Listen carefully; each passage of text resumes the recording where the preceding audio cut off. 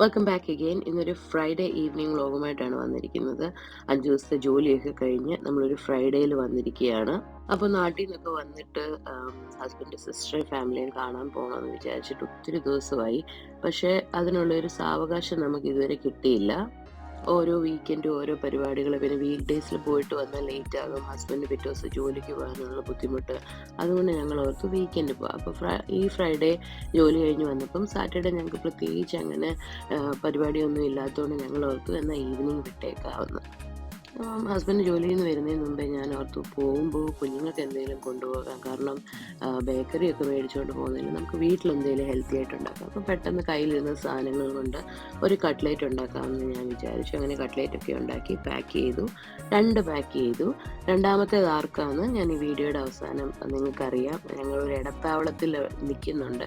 അവിടത്തേക്കാണ് രണ്ടാമത്തെ പാക്കേജ്. അങ്ങനെ ഞങ്ങൾ എല്ലാം പാക്ക് ചെയ്ത് ഞങ്ങൾ പോയി. ഒരു ഏകദേശം ഒരു മണിക്കൂർ ട്രാവലുണ്ട്. 60 മൈലിനടുത്ത് ഞങ്ങൾക്ക് യാത്രയുണ്ട്. അങ്ങനെ ഞങ്ങൾ പോയി. ഞങ്ങൾ ഇറങ്ങിയപ്പോൾ നല്ല ക്ലൈമറ്റ് ആയിരുന്നു. പക്ഷെ കുറച്ചങ്ങോട്ട് ചെന്നപ്പോഴത്തേന് മഴ തുടങ്ങി. കണ്ണ് കാണാൻ വയ്യാത്ത മഴയായി. അങ്ങനെ പാട്ടൊക്കെ പാടി ഞങ്ങൾ പോയി. ഒരു ഏകദേശം 1 അവർ ഡ്രൈവ് ഉണ്ടെന്ന് ഞാൻ പറഞ്ഞല്ലോ. അപ്പോൾ പകുതി ദൂരം ചെന്നപ്പോൾ പിന്നെ ഞാൻ ഡ്രൈവ് ചെയ്തു. നല്ല ഒരു ബ്യൂട്ടിഫുൾ സീനിക് വ്യൂവിൽ കൂടെയാണ് നമ്മൾ പോയത്. ഞാൻ ഡ്രൈവ് ചെയ്യുകയായതുകൊണ്ട് അധികം വീഡിയോസ് എടുക്കാൻ പറ്റിയില്ല. എങ്കിലും ഞങ്ങൾ അവിടെ ചെന്നു. ഒരു നിയർലി 2 അവേഴ്സ് ഞങ്ങൾ സ്പെൻഡ് ചെയ്തു അവിടെ. കുഞ്ഞുങ്ങളുമായിട്ടൊക്കെ ഇരുന്ന് സംസാരിച്ചു, അവരുടെ വിശേഷങ്ങളെല്ലാം പറഞ്ഞു. അങ്ങനെ ഞങ്ങൾ അവിടെ നിന്ന് ഇറങ്ങി ഞങ്ങളുടെ അടുത്ത ഡെസ്റ്റിനേഷനിലോട്ട് പോയി.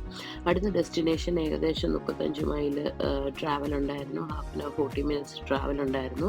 അങ്ങനെ ഞങ്ങളുടെ അടുത്ത ഡെസ്റ്റിനേഷനിൽ വന്നു. ഡെസ്റ്റിനേഷൻ വന്നപ്പോൾ വീട്ടുകാർ അവിടെ ഇല്ല. അവർ ചർച്ചിൽ പോയിരിക്കുമായിരുന്നു. ഞങ്ങൾ വീടിനകത്ത് കയറിയിരുന്നു. ഞങ്ങൾ അവിടെ ഇരുന്നപ്പോഴാണ് അവർ വന്നത്.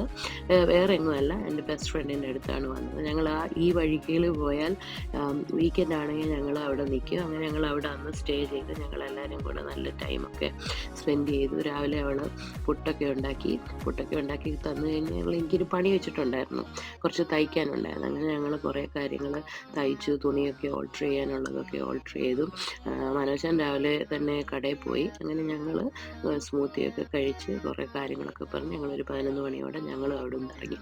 ഞങ്ങളുടെ ചെറിയൊരു വീക്കെൻഡ് വിശേഷം ഇനി നെക്സ്റ്റ് വീഡിയോയിൽ കാണുന്നിടം വരെ ബൈ.